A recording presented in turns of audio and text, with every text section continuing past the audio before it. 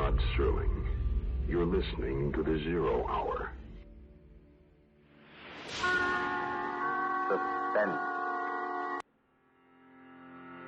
I'm the Whistler. Yours truly, Johnny Dollar. Who is it? The Fat Man. Presents The Man Called X. The Mysterious Traveler. Another journey into the realm of the strange and terrifying. I hope you will enjoy the trip, that it will thrill you a little and chill you a little. So settle back, get a good grip on your nerves. Where are we going? You'll find out when we get there.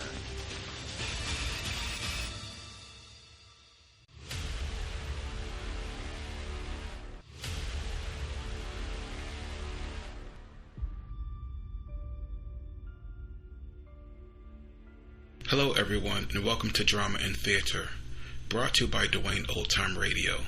Drama and Theater features some of the best programs from the golden age of radio, including Escape, The Fat Man, Suspense, The Whistler, Zero Hour, Yours Truly, Johnny Dollar, and many, many more. Before we start today's drama, if you enjoy what I'm doing, let me ask you to subscribe to my channel. Subscribing is 100% free, and you will receive notifications on new posts. Lastly, if you have a moment, write a short 1 or 2 sentence review or give a rating on your preferred podcast service. A positive review or rating would help me out a lot. And now, on to the drama. And thank you for your support, as always. Let's end the month of March. So let's march out of March with Mystery Playhouse. The 11th Juror is the name of the drama. And this one aired April 3rd, 1945.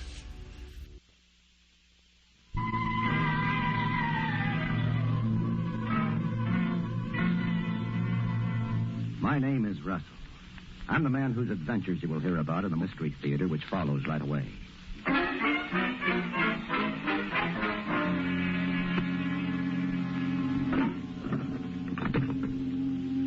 Hello, headquarters. This is Patrolman Witt reporting from police call box number 5 at Drake Avenue. Any orders?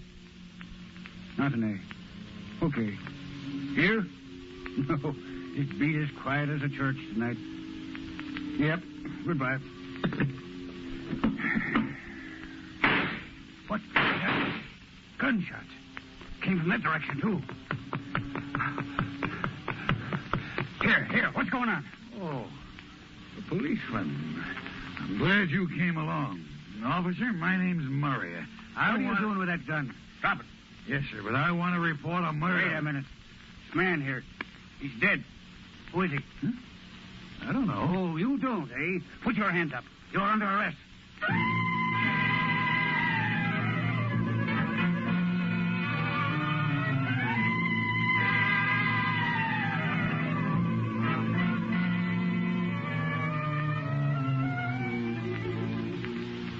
Good evening, ladies and gentlemen.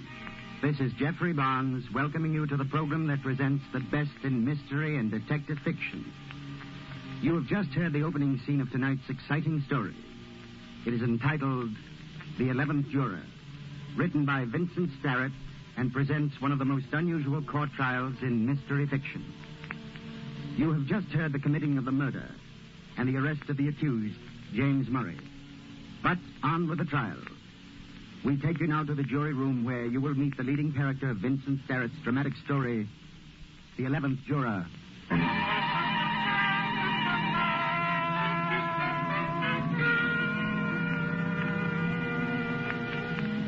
Yes, my name is Russell. Steve Russell. I'm the 11th juror of the jury assigned to the case of the people versus James Murray. We've been out for 2.5 days, and every ballot we've taken has had the same result. 11-1 for a guilty verdict. I'm the one. I'm the holdout. And by now, my fellow jurymen are crying to go home and beginning to hate me. Hate me because I won't go along with them and hang an innocent man. Now, wait a minute, please. Now, wait a minute. Quiet down. Now, look here, Mr. Dean. Being foreman of this jury doesn't give you the privilege of riding roughshod. I demand that we take another ballot. Riding roughshod, huh? Look who's talking. Mr. Russell. As you well know, we've had 27 ballots now. And unless you're ready to change them... Hold on. How do you know some of the others won't change their vote? Now let him have his ballot, Dean. Maybe it'll make him see the light. Okay. So we'll have another ballot. Get out the pencils, boys. Well, I got writer's cramp. Can't we just have a voice vote? Yeah, that's an idea. Okay. Voice vote it is. And, Russell, if you lose this time, I hope you'll get over your pig-headedness and come along with us. I'm not half as pig-headed as you are, Dean. Oh, you're not, eh? Well, let me tell you... Come on. Are we going to vote or aren't we? All right. All who vote guilty, say aye. Aye. All opposed? Nay. 11-1. Same old song and dance. Well, I'm sorry, boys, but like I've said before, unless one of you can prove to me that James Murray had some motive to kill Howard Blessing... Motive be hanged. Murray was drunk. He shot Blessing in a drunken rage. Oh, don't waste your breath arguing with him. In 2 hours, the judge will be calling this a mistrial. And then some other jury can put the noose around Murray's neck.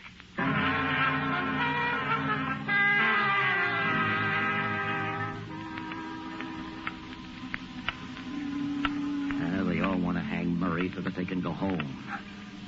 Who doesn't want to go home? I dare say my business suffers from my absence more than theirs does. You know, if it wasn't for Dean, I think my argument about James Murray having no motive for this killing would carry more weight. Because Murray didn't have any motive. He didn't have any at all. Let me tell you about the trial, and you'll see what I mean. Just the highlights. First, there was a testimony of Patrolman Witt. He was the policeman who made the arrest.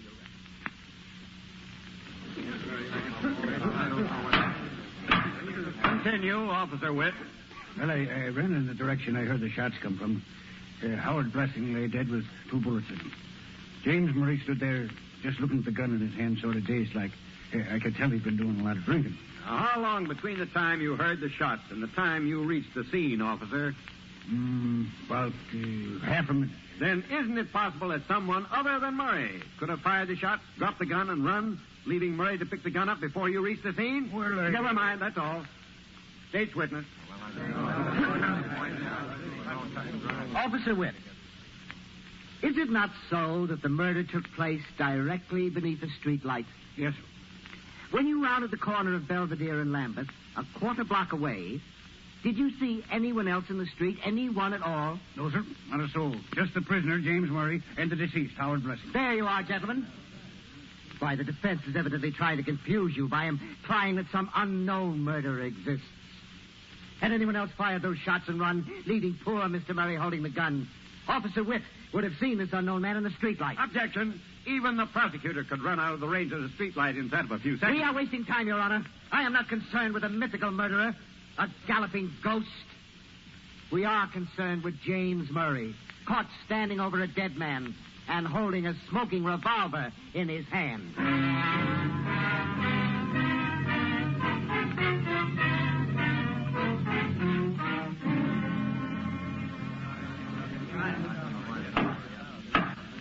Mrs. Pearson, you live on the ground floor apartment on Lambeth Avenue near Belvedere? Yes, sir.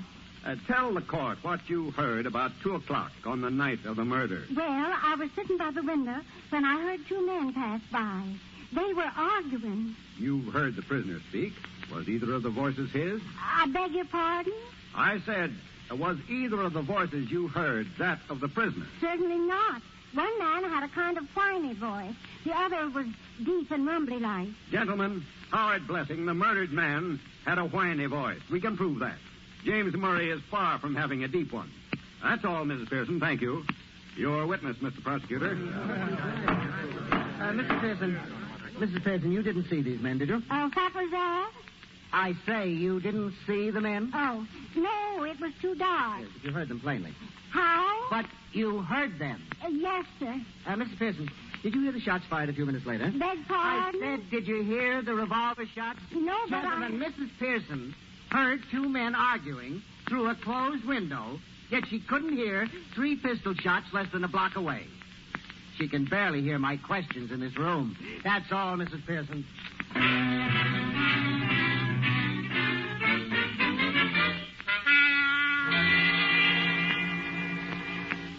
Mr. Trapp, you've known the deceased, Howard Blessing, for some time. About 5 years. We were pretty good friends. And you knew Blessing was a widower, Mr. Trapp, whose wife died some years back? Yes. Did Howard Blessing ever show you a small framed miniature of his wife? Oh, yes. Many times. He always carried it with him. Did he show it to you the night he was killed? Yes. Did you see him put it back on his person? Yes. What is the point of this line of questioning? I'm trying to establish, Your Honor, that this miniature disappeared. That it was taken from the murdered man by some unknown person. That's all, Mr. Trapp. Prosecution's witness. No questions.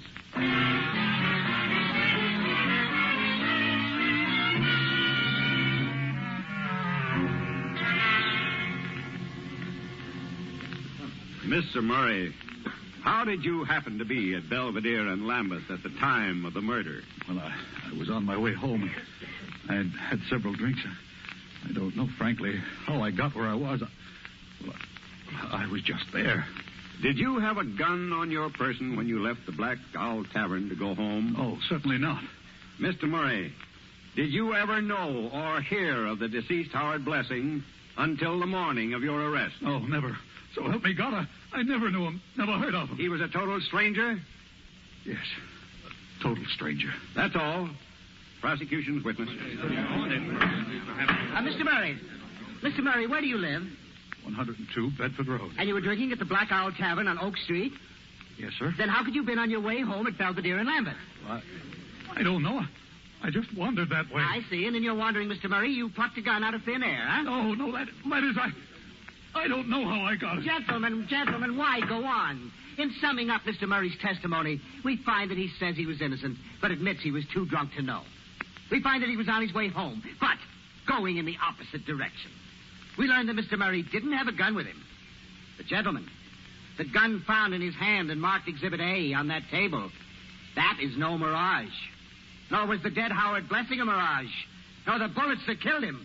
That is stark truth. That is murder. Now, what has the defense offered as proof of Murray's innocence? A witness so hard of hearing that she couldn't hear revolver shots, yet who claims she heard two men argue as they passed her window. A vague story about a miniature which the dead man didn't have on his person. And then the fact that Murray didn't know Blessing. Oh, that is a honey. Is Blessing any less dead because he was a stranger to this gun-toting drunkard? No, gentlemen. Murray killed Blessing. Stranger or not, he's guilty. Murray must hang.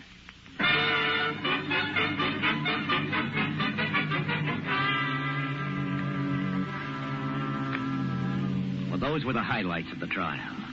Oh, I admit the circumstantial evidence against James Murray is pretty strong. But the judge said if there was any reasonable doubt in our minds as to whether Murray killed Howard Blessing, we should find Murray innocent. Well, there's plenty of reasonable doubt in my mind. Oh, that must be the bailiff coming in to ask if we reached a decision. Yeah, the 2 hours have passed. Oh, now it looks like we'll have to admit a mistrial. Well, boys, this is it. Just a minute, Dean. You dropped something. Huh? What did I drop? Oh, on the floor here. Looks like it. Holy mackerel. What's the matter, Russell? What is it? Well, this changes everything. just a minute, boys. Bailiff, come back in 30 minutes. What does he mean? Hey, what goes? Yeah, what's the idea, Russell? What was that you picked up off the floor? Look here, Russell. What do you think you are telling the bailiff to come back in 30 minutes? You'll find out all too soon, Mr. Dean. Fellow jurors, now you'll have to listen to me. I don't get it. Fellow jurors, listen to me. You all remember during the testimony that the defense made a point out of the fact that a certain miniature bearing the picture of Howard Blessing's wife disappeared from Blessing's pocket just before he was murdered. Well, boys, before we decide to hang Murray, perhaps Mr. Dean would like to explain what this miniature happened to be doing in his pocket. And now back to Jeffrey Barnes and Act 2 of the 11th Juror. James Murray, a smoking gun in his hand, has been found standing drunkenly over the body of one Howard Blessing. All the jurymen, with the exception of Steve Russell, believe Murray is guilty of murder. Russell has held out for nearly 3 days.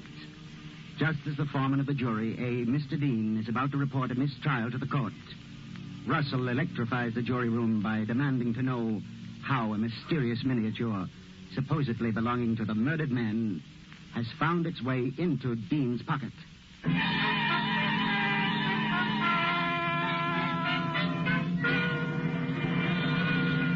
For the 10th time, fellow jurymen, I tell you, I never saw that miniature before in my life. And I don't know how it could have gotten into my pocket. And Dean's the man, my friends, who wouldn't believe James Murray when he said he didn't know how that gun got in his hand. How about that, Dean? Your story doesn't hold water, Dean. Take it easy, will you, fellas? All right, boys, just a minute, please. Just a minute. I think this thing has gone far enough now. I've made my point. Huh? What point, Russell? Here's what Dean dropped out of his pocket. Well, That's my watch fob. What? Your watch fob? Hey, what goes here? Yeah, what is this, Russell? What are you trying to Boys, when Dean accidentally dropped that watch fob on the floor, I saw my chance to teach all of you a lesson. A lesson? I picked it up, said it was the miniature. Then slipped it in my pocket and watched you fellas swarming all over Dean, ready to hang him at the drop of the hat. On circumstantial evidence, mind you. Now, don't you see that you're doing the exact same thing to James Murray? No one actually saw him shoot Howard Blessing, and Murray was too drunk to know what happened. I claim somebody else could have shot Blessing, shoved the gun into Murray's hand, and beat him. Now, wait a minute, Russell. I admit you've made us all look like fools over this watch fob. But that doesn't prove your story about an unknown killer. Not for my money, it doesn't. Oh, why not? Perhaps a hold-up man, a thug killed Blessing. Oh, why wasn't his money taken? Okay, so it wasn't a hold-up man. Perhaps it was some enemy of his. Why, there could have been 100 different reasons why somebody might have wanted to kill Blessing. Oh, yeah? Name one. Name one? I could give you a dozen right here and now. I said give just one. What's the matter, Russell? Did he call you a bluff? Yeah, you can't even name it. Now, wait a minute. Do I understand you fellows to mean that if I can make up a story showing how Blessing was killed, you'll admit there's a reasonable doubt of Murray's guilt? Huh? Why not? Well, I, for one, would, anyhow. How about the rest of you? Okay, sit tight and hold your hats. As I said, I can make up a dozen different stories. So this is just one way the murder might have happened. Now, let's say about 10 years ago in a small Ohio town, there's a guy named Smith.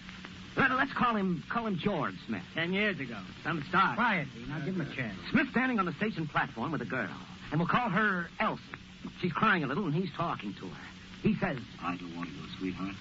But I can't make a set in this burg. You want to marry me, don't you, dear? And she says, Yes, darling, yes. And I know you're right. I know Father won't let us marry till you've got money and a good job. But it might take so long, and I love you so much. There, you get the picture? Smith is leaving for the big city to make lots of money so the old man will okay his marrying Elsie. Well, the train's about to go, and they kiss. And Smith hops aboard, shouting, Wait for me, darling. Wait. And she says, Forever, George, forever. Well, get this. She doesn't wait. No, it's not her fault. Another guy comes on the scene. He's a rat of a guy with flashy clothes and a fast line of patter. And he works on Elsie, real slow and smooth. And the rat says, Hi, Elsie. I was talking to Tommy in the barber shop today. Says he heard George was doing well in Chicago. He says his father saw George at one of the hot spots there when he was in Chicago last month. You see? This home base robber starts slow, but let's say in about a year he's got Elsie so she believes most anything. Now, Russell, I don't see what this corny story of yours has to do with the case. Dean, let me finish. Okay, shoot. By the way, Russell, who is this rat? Suppose we say his name's Howard Blessing. What? Howard. Blessing? A murdered man? Hey, what are you getting at? Shut up and let him talk. Now, what happens next, Russell? Well, Smith had no way of figuring out why when his letters weren't answered. He stays on in the city, and finally a wedding announcement reached him. Just a wedding announcement. So Blessing has ruined the boy meets girl routine, eh? Right. Now, let's say Smith knows Blessing from way back. Well, it burns him up, see? Mr. and Mrs. Blessing instead of Mr. and Mrs. Smith, get it? But he's a right sort, so he swallows it. Only it hurts going down. Brother, have you got an imagination? You ought to write for the movies. He sure should. But what's all this got to do with Murray? Why do you interrupt so much, Dean? Well, don't you want me to finish the story? Well, I have no objection. All right, then. Shut up. Go ahead, Russell. Right. Now, let's say a few years pass, and one day Smith gets a letter. And it's a letter from the girl's mother. It's a sad letter saying, Dear George, my baby married a fiend whose brutality and unfaithfulness finally became more than she could bear. We found my poor little girl hanging in her cellar last Monday as suicide. Howard Blessing is as much a murderer as though he had done it. So let's say the letter went something like that, huh? Now, if you fellows sat in judgment on Blessing, what would you do? Wait a minute. Are you guys going to let him go on with his third-rate version of East Lynn? No skin off your nose, Dean. Now, look, Dean, this is the third time you've interrupted. You sure you haven't some reason why Russell shouldn't finish the story? Why, no. Okay. Go ahead, Russell. Yeah, go ahead. All right. Well, let's imagine Blessing caught sight of Smith in town one day. Might make a guy like Blessing carry a gun from then on, mightn't it? Might. Well, we suppose so, anyhow. Fine. Now comes the night of the murder. Smith runs into Blessing on Lambeth Avenue. Smith says he's going to beat Blessing's head off. They go up the street arguing. And that's what the Pearson woman heard through her window. Yeah. They get to the corner, and Blessing begins to whine. He takes out the miniature of his dead wife, Elsie, and he shows it to Smith. And Blessing says, Smith, look, I want to show you something. Look, I loved Elsie. Here, I've got her picture. Would I carry it with me if I hadn't loved her? Well, that's all Smith needs, the sight of that picture. He slaps it out of Blessing's hand and grabs him by the collar. Blessing pulls a gun out of his pocket. Smith grabs his hand and says, "Give me that gun, you idiot." Blessing pulls the trigger. Once. And Smith grabs Blessing's wrist. Smith wants to protect himself, you see. All right. The men struggle. And suddenly the gun goes off. Twice. Blessing's hit. He goes down. Right there is where Murray comes up. He staggers up, drunk as a hoot owl. And then Smith scoops up the miniature and beats it, leaving Murray standing over the dead man. Then the cop rushes up, sees Murray, and Murray's on the way to the gallows. Exactly. Absolutely right. And that, boys, is one story of how it might have happened. Well, it could.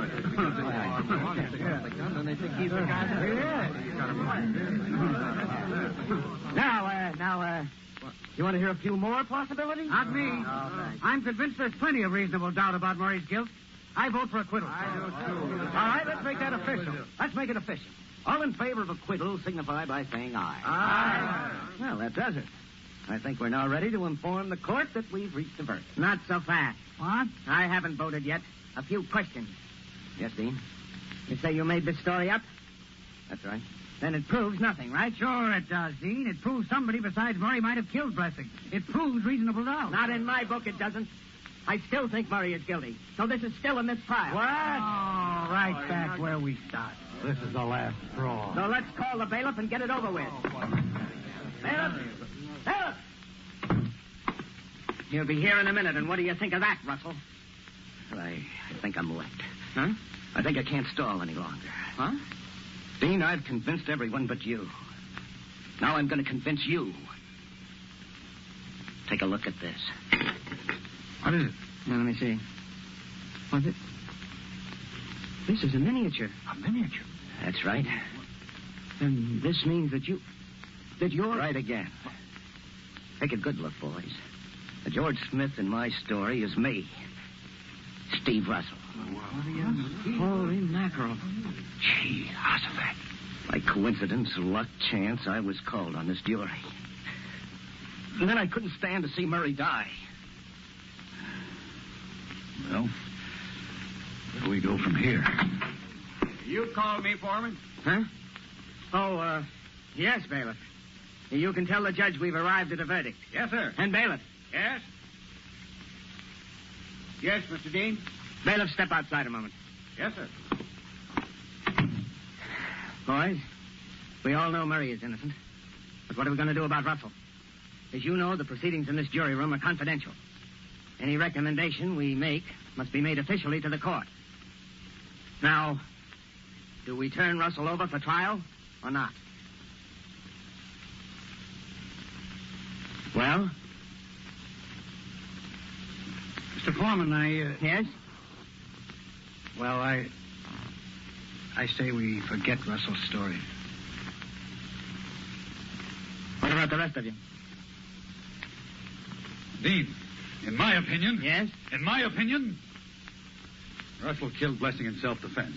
I say we forget about it. That's a good idea. Forget about it. Okay, then. It's agreed. We find Murray not guilty and let it go at that. The case is closed.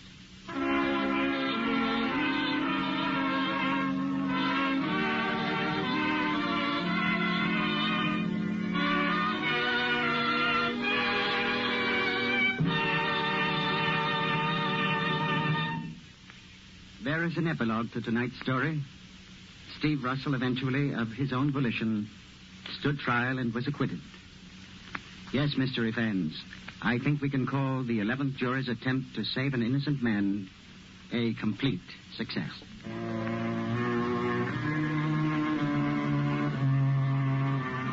This is Jeffrey Barnes again, ladies and gentlemen, inviting you to be with us next week when we will present Eric Ambler's suspenseful study of mortal terror, his popular adventure and mystery entitled Journey into Fear. It was especially adapted for radio by the very popular Milton Geiger.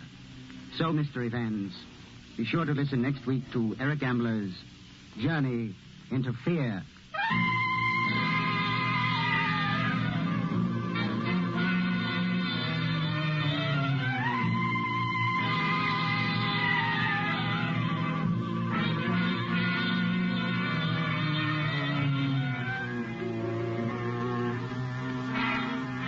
The original music is composed and conducted by Jack Miller. The 11th Juror was written by Vincent Starrett and adapted for radio by Christopher Mayo.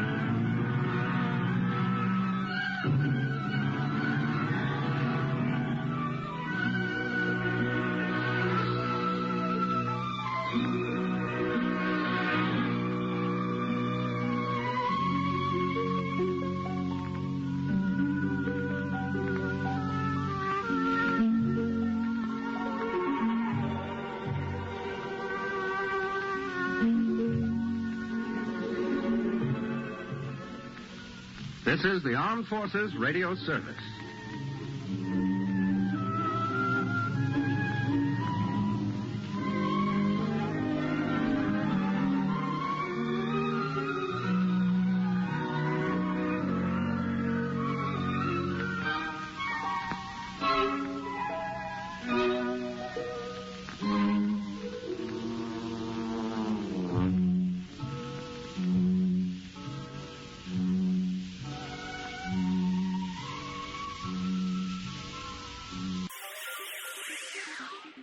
Thank you for listening to and showing your support for my podcast.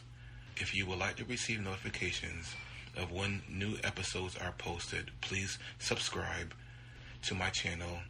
Subscriptions are 100% free, and they really help me get an idea of how I'm doing. Well, hope you enjoyed, and until next time, stay safe, wish you well, and as always, peace.